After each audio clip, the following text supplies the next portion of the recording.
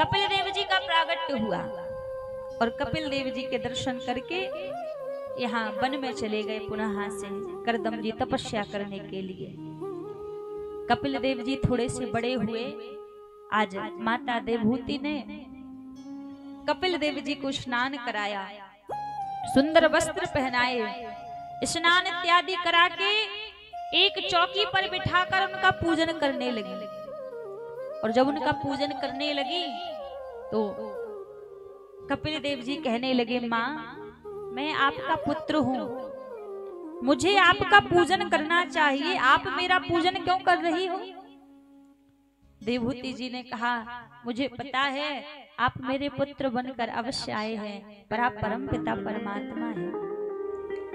मेरे मन में कुछ इच्छाएं हैं, कुछ कामनाएं हैं, कुछ प्रश्न हैं, मैं चाहती हूं आप उनका निवारण कीजिए। देवहूति जी कह रही हैं भगवान से, प्रभु ये मन संसार के कितने भी भोग इस मन को आप प्रदान करा दो, कितने भी भोग आप इस मन को दे दो, लेकिन ये मन कभी शांत नहीं होता है। इस मन में कामना लगी रहती है कि अब ये भी मिल जाए, ये भी मिल जाए। ये मन शांत नहीं होता और भगवान के चरणों में लगता नहीं है ये मन। अच्छा देखो, लोग कहते हैं ना कि हम भजन करेंगे भगवान का, ये चीज और मिल जाती मुझे तो बस फिर हम फ्री हो जाते, तो फिर तो भजन ही करना है। अब भगवान ने वो चीज भी दे दी। अब फिर कहते हैं अरे महाराज थोड़ा सा घर और बन जाए फिर तो बैठ के भजन ही करना है। अब भगवान ने कृपा कर दी, घर भी बन गया, फिर कहेंगे महाराज अब बेटे का विवाह है और हो जाए, अब फिर तो घर से फ्री है, भजन ही करना है। भगवान ने बेटे का विवाह भी करा दिया, अब फिर कहेंगे महाराज थोड़ा नाती पोते का मुख और देख लें, फिर तो बस बाबा ही बनना है, भजन ही करना है। अब क्या हुआ, नाते पोते का मुख भी देख लिया, अब क्या हुआ, अब भजन कर लो। अब महाराज छोटा सा है ये बालक, अब मुझसे मन लगा है, छोड़ा नहीं जाता। तो ये जो मन है ना, ये तृष्णा का गड्ढा है। एक कामना आप प्रकट करोगे, वो कामना आपकी पूरी हो जाएगी ना, तुरंत ही ये मन दूसरी कामना करने लग जाएगा, अब ये भी मिल जाना चाहिए। तो ये प्रश्न कौन कर रहा है? ये प्रश्न देवहूति जी कर रही है। और देवहूति जी का जीवन कैसा है, जरा विचार करो, किस चीज की इनके जीवन में कमी है? जिनके द्वारा संसार को बनाया गया उन मनु महाराज की कन्या हैं और स्वयं सृष्टि के रचयिता ब्रह्मा जी के पुत्र की अर्धांगिनी है, और जिनके गर्भ से स्वयं भगवान अवतार लेकर आए ऐसी जननी है। और वो ये प्रश्न कर रही हैं कि मन भगवान के चरणों में नहीं लगता।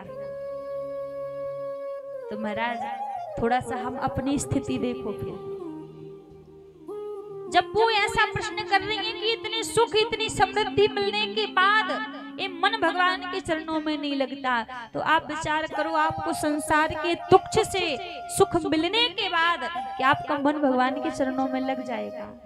नहीं लगेगा। कपिल देव जी ने कहा, माँ भगवान के चरणों में मन लगता नहीं है, इस मन को भगवान के चरणों में लगाना पड़ता है। भगवान ने हमें मन दिया, इस मन से भगवान की भक्ति करके उन्हें प्राप्त कर लो। और इस मन के साथ साथ भगवान ने हमें 10 इंद्रियाएं दी हैं, 5 कर्मेंद्रियाएं, 5 ज्ञानेंद्रियाएं, कि वो इस मन की सहायता करें भगवान को प्राप्त करने में। भगवान ने मन दिया, इस मन को अपना दास बना लो और मन को अपना दास बना के प्रभु की भक्ति करो, प्रभु का भजन करो। लेकिन हम क्या करते हैं, हम मन के दास बने बैठे हुए हैं। यहाँ उल्टा है, मन को हमने अपना दास नहीं बनाया, हम मन के दास बने हैं। मन में जो आया सो कर लिया, मन ने जो कह दिया सो मान लिया, मन ने जो विचार कर लिया सो वहां चले गए। तो हम मन के दास बने हुए हैं, लेकिन भगवान ने ये मन दिया है कि मन को अपना दास बना लो और भगवान को प्राप्त कर लो।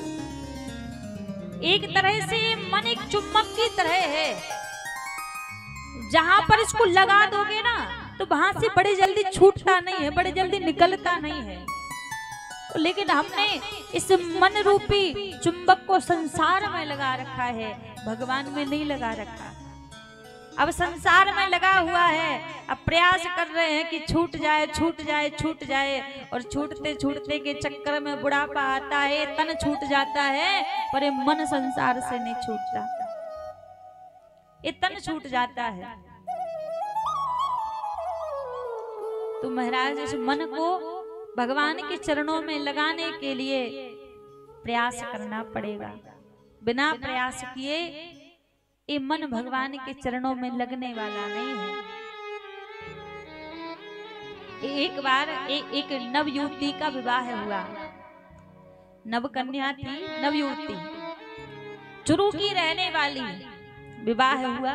विवाह होने के बाद ससुराल आई, 2-4 दिन ससुराल में रही, अपने पति से कहने लगी मुझे माता पिता की याद आ रही है, क्या मैं चुरू जाऊं? जैसी कहा तो पति ने कहा मुझसे क्या पूछती है, जाकर सासू से पूछ ले अपनी, यदि वो कह दे तो चली जाना। जाकर अपनी सास से कहने लगी माँ मैं चुरू जाऊं? सास बोली 1-2 दिन रुक जाओ फिर चली जाना। मुझसे क्या पूछती हो, अपने पति से पूछ लो, 1-2 दिन बाद चली जाना। पति से फिर पूछा, पति से फिर कहती है क्या मैं चुरू जाऊं? पति कहता है माँ से पूछ ले। अब माँ ये कह देती है कि पति से पूछ। रोज एक एक दिन करके बढ़ा रहे हैं कि आज चली जाना, कल चली जाना, आज चली जाना, कल चली जाना। एक दिन जल भरने के लिए घाट पे गई और हृदय में इतना ताप बढ़ा, इतना ब्रह बढ़ा कि वहीं पर प्राण त्याग दिए। ये जो कोई नवयुवती है ना, ये कोई और नहीं, ये हमारी आत्मा है। ये जो अंदर से बोलती है, मन से कहती है आज मैं भगवान का भजन करूं, ये मन कहता है आज नहीं, आज और थोड़ा संसार में घूम लो, कल भजन कर लेना। कल फिर आवाज लगाती है आज मैं भगवान का भजन करूं, ये मन फिर संसार में फंसा देता है, नहीं आज नहीं फिर करना। फिर कहती है अंदर से आज भगवान का भजन करूं, ये मन फिर संसार की ओर ले जाता है। और रोज रोज वो कहते कहते कि आज भगवान का भजन करूं, आज भगवान का भजन करूं, वो वृद्धावस्था आ जाती है, भगवान का हम भजन ही नहीं कर पाते। और वो जब जरा का ताप इतना बढ़ता है सो ये तन छूट जाता है, पर हम भगवान को याद नहीं कर पाते, भगवान का भजन नहीं कर पाते, क्योंकि मन के हम गुलाम बने बैठे हैं, हम मन के दास बने बैठे हैं।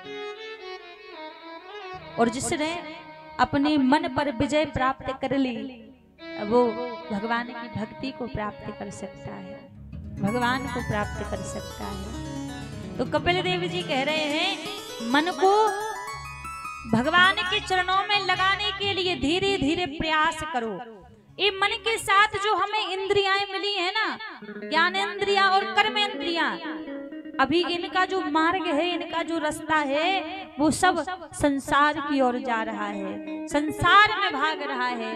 और भगवान के चरणों में मन लगाने के लिए करना क्या है, ये जो मन की इंद्रियां हैं इनको संसार से मोड़ के भगवान की तरफ लेकर आना है। ये जो नेत्र रूपी इंद्रियां है ये कहती है महाराज मुझे अच्छा देखना है, सुंदर सुंदर देखना है। जब इस नेत्रों में भाव आए ना कि मुझे सुंदर सुंदर देखना है, तो जाकर ठाकुर जी के सामने खड़े हो जाओ। क्या संसार में उनसे सुंदर कोई है? उनसे सुंदर कोई नहीं है। एक कान रूपी इंद्रिया ये कहती हमें सुंदर सुंदर गाने सुनना है, सुंदर सुंदर वचन सुनना है। जब इसमें ऐसा भाव आए कि सुंदर सुंदर गाने सुनना है, भगवान का नाम सुनो, भगवान का कीर्तन सुनो, भगवान का सत्संग सुनो, प्रभु की कथाएं सुनो। ये जो जिह्वा रूपी इंद्री है ना, ये कहती है सुंदर सुंदर व्यंजनों का सेवन करना है।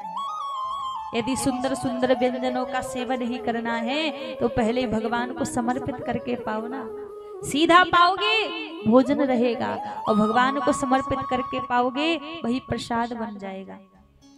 तो भक्ति करने के लिए ज्यादा कठिनाई नहीं है, बस अपने मन के भाव को बदलना है, मन की इंद्रिया का रास्ता मोड़ना है।